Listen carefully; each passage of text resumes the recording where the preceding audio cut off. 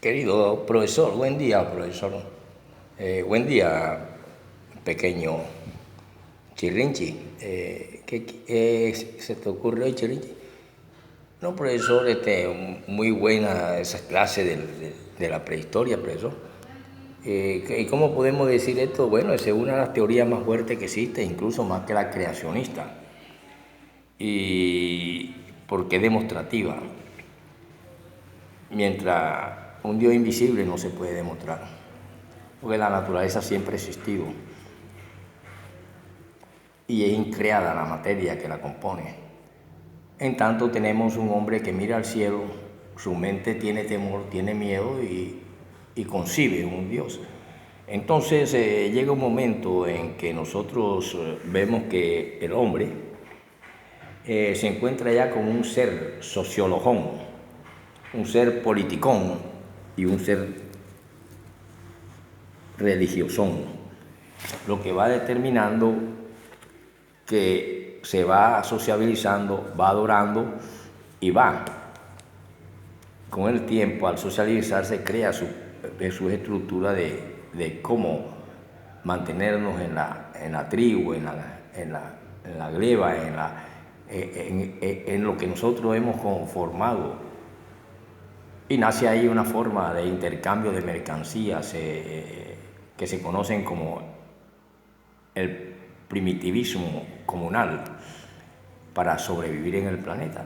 Y hoy en día las ciencias, la epistemología te dice que una de las grandes ciencias, una de las grandes esferas del conocimiento tiene que ver precisamente con la esfera de la filosofía que estudia esas dos corrientes, la teoría creacionista y la teoría real, objetiva, que estudia los pájaros, las aves y todo medio,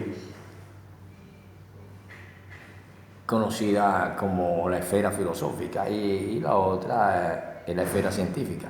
Y esas tres grandes esferas nos instan a que estudiemos grandes libros, como por ejemplo el Guiñapo, que llegó a ser gigante, y el hombre se fue levantando hasta nuestros días.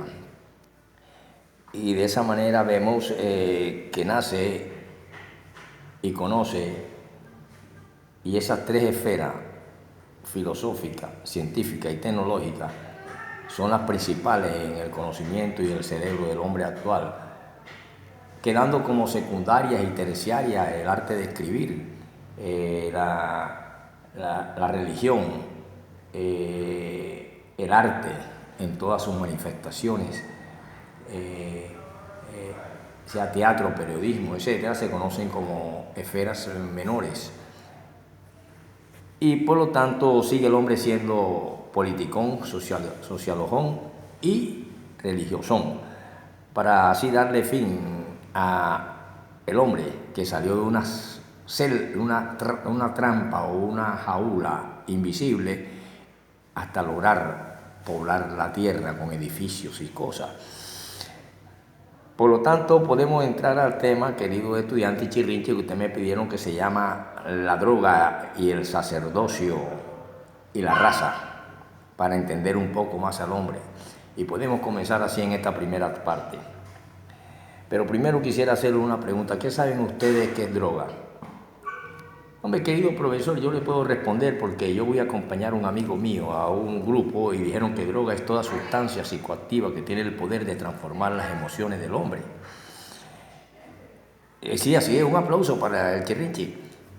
Pero yo quiero decirle que la droga hay la droga mística, la droga artística, la droga de razas y su medio ecológico, y la droga del vago y el ocioso. Porque una cosa es que un escritor utilice algo para escribir y otra cosa es que usted lo utilice sencillamente porque ya está trabado.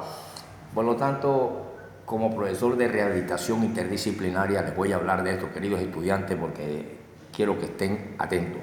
Vamos a hablar de la droga y el sacerdocio y la raza. Y empezamos así diciendo que en el año de 1972, por ahí un 19 de septiembre, el presidente Richard Nixon dijo que su más grande guerra de Estados Unidos no la tiene contra el Vietnam ni contra ningún país, sino contra la droga que está acabando a su país. Y también él en tiempos vio cómo después de venir de una guerra y ser aplaudido y homenajeado sus grandes soldados, ese país empezó la primera transformación de un hombre convertirse en mujer, y un soldado norteamericano y se operó y se colocó testículos y vagina en vez de pene y se sacó senos. Por lo tanto, estamos en una sociedad que avanza, y que esto tiene que ver mucho con la interpretación de nuestro mundo actual. Ya vemos que existe una droga del sacerdote y viene de los templos de Salomón de la época, quizá del mismo tabernáculo, y esa droga la da la naturaleza. Y se piensa que existió primero que el hombre, viendo la teoría idealista, porque Dios hizo primero la hierba y de último al hombre.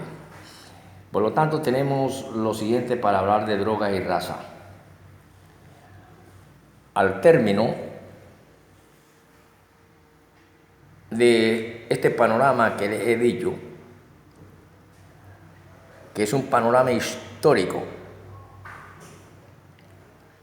se unen y muchos se preguntan si existe una relación entre el género de drogas usadas con exceso por un pueblo y sus caracteres psicológicos sociales dominantes. La respuesta es que primero es lógico pensar que la droga a la que se entrega un pueblo es aquello que le ofrece de modo natural el medio vegetal que le rodea. Luego que el consumo, al hacerse secular y general, tiende a orientar el temperamento de dicho pueblo en el sentido que se nos presenta en la actualidad. No obstante, ha habido naciones a las que se les ofreció al mismo tiempo diferentes tipos de droga y sin embargo despreciaron una, pero la desconocida y que la tenían en su propio terreno la empezaron a usar. Y entre eso tenemos a los más cultos y a los hombres que han rechazado otra droga llamada marihuana, LSD, etcétera, etcétera. Pero entonces se amañaron con el opio. Y por lo tanto, al ser natural el opio entre ellos, podemos clasificar la droga en diferentes tipos. Porque hay pueblos que prefieren una y otras no. Y de esa manera, ellos, los chinos, en el curso de su historia, nunca han apreciado las extravagancias y establecieron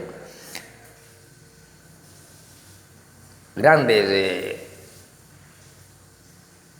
cuestiones para no exhibirse en el uso del alcohol, por ejemplo, y en su abuso, y tampoco el del cáñamo índico, que es lo que se conoce como marihuana en México.